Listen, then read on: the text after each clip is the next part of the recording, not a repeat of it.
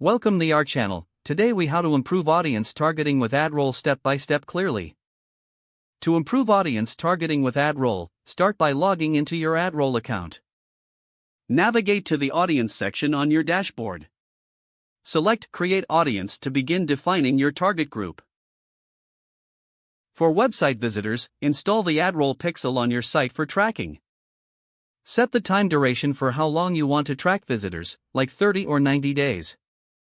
Name your audience clearly to reflect its purpose, such as recent website visitors. Add specific segments if needed, like targeting only those. Next, proceed to the Targeting tab to refine your audience.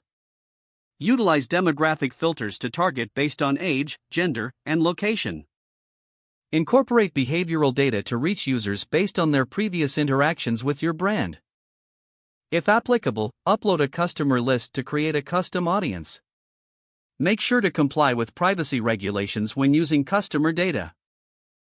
Once you've defined your audience, click Save to finalize the setup. Next, navigate to your ad campaign settings. Choose the campaign type that aligns with your marketing goals. In the audience targeting options, select the audience you just created. Allocate your budget and set the bidding strategy that fits your objectives. Review and launch your campaign to start reaching your targeted audience. Monitor the performance through AdRoll's analytics dashboard. Optimize your audience segments based on performance data over time. Adjust ad copy and creative to see what resonates best with your selected audiences. Repeat the audience creation and optimization process regularly to stay relevant. If the page does not load, refresh the browser or try again in a private or incognito window. Make sure you are using the correct email address, then retype it carefully to avoid small typos. If your password is not accepted, use the reset option and create a new strong password you can remember.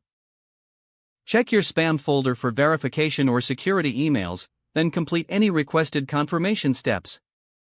Enable two-factor authentication if available to improve account security and reduce unauthorized access risk.